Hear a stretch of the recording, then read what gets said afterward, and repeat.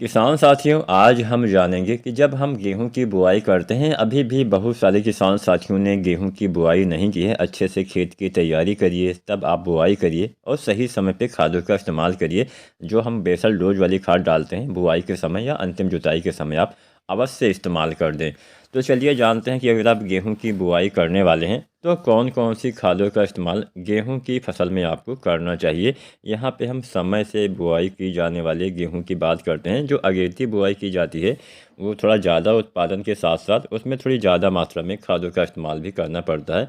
तो यहाँ पे जो किसान साथी लगभग प्रथम सप्ताह जो नवंबर का होता है उसके बाद बुआई करेंगे, वहाँ पे ये जो मात्रा है वो पर्याप्त रहने वाली है। मतलब एक सप्ताह बाद आप 7, 8, 10 नवंबर से अगर आप बुआई करते हैं तो ये मात्रा पर्याप्त रहेगी। उससे पहले बुआई करते हैं तो यहाँ पे आप 10, 15 किलो मात्रा जो है वो बढ़ा सकते हैं। तो यहाँ पे मैं आपको बता भी दूंगा कितना आपको बढ़ाना है।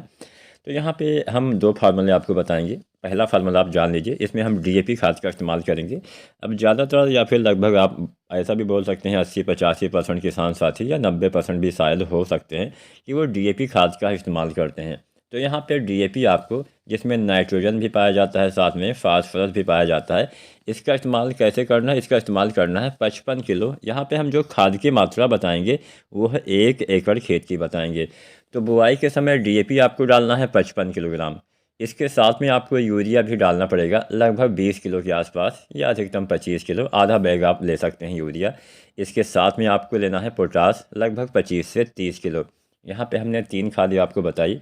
डीएपी 55 किलो, यूरिया आप ले सकते हैं 20 से 25 किलो। जहाँ पे यूरिया आप इस्तेमाल नहीं कर सकते हैं क्योंकि हमारे जो कुछ ऐसे भी क्षेत्र हैं जहाँ पे थोड़ा सिंचाई के कम संसाधन होते हैं, तो वहाँ पे हम यूरिया को हटा भी सकते हैं। मतलब जो किसान साथी जैसे कुछ ऐसे इलाके होते हैं जहाँ पे थोड़ा सा हमें सिंचाई की कम व्यवस्था होती है, वहाँ पे आप पहले यूरिया हटा के पहले पानी पे पहले यूरिया डाल सकते हैं, मात्रा थोड़ा बढ़ा सकते हैं।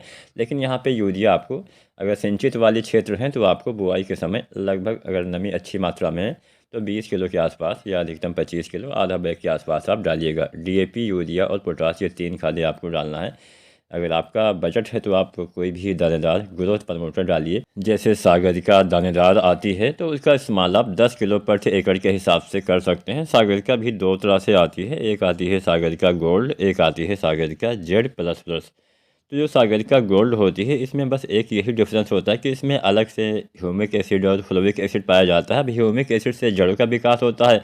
फ्लोविक एसिड एक रासायनिक क्रिया में, एक ऑर्गेनिक जो प्रक्रियाएं होती है उसमें मिट्टी में काफ़ी मदद करता है।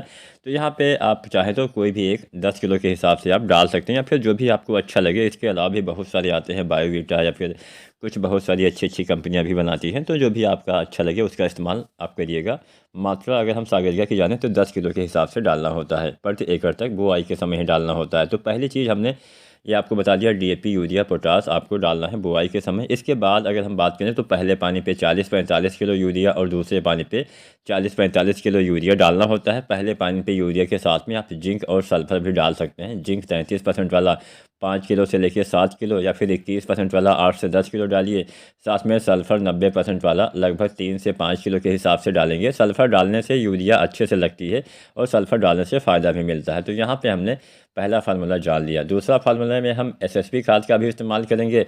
तो ऐसी कंडीशन में आपको जो डीएपी डालना है 35 से 40 किलो, एसएसपी 1 बैग, यूरिया वही 20 किलो के आसपास या अधिकतम 25 किलो, और पोटास जो है आप लगभग 25 से 30 किलो डालेंगे। पोटास की मात्रा इतनी ही रहने वाली है। अब यहाँ पे जो किसान साथी, मान लीजिए अगर आप अगेती गेहूँ बुआई करते हैं, अगर आप डीएपी के साथ जाते हैं तो वहाँ पे लगभग आप हमने 55 किलो यहाँ पे समय वाली मात्रा बताई है, तो 10-15 किलो आप ज़्यादा मात्रा में डीएपी का इस्तेमाल करेंगे और पोटास आप लगभग 5-6 किलो बढ़ा लेंगे। उसी हिसाब से यूरिया भी आप पहली मात्रा नहीं बढ़ानी है, बाद में मात्रा हम बढ़ा लेंगे।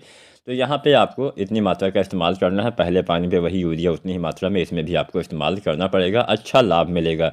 तो यहाँ पे हमने लगभग कंप्लीट जानकारी आपको दे दी। डीएपी, एसएसपी, यूरिया, पोटास कितना डालना है और डीएपी, पोटास और यूरिया कितना डालना है। वीडियो पसंद आई हो तो लाइक शेयर करें और चैनल को सब्सक्राइब जरूर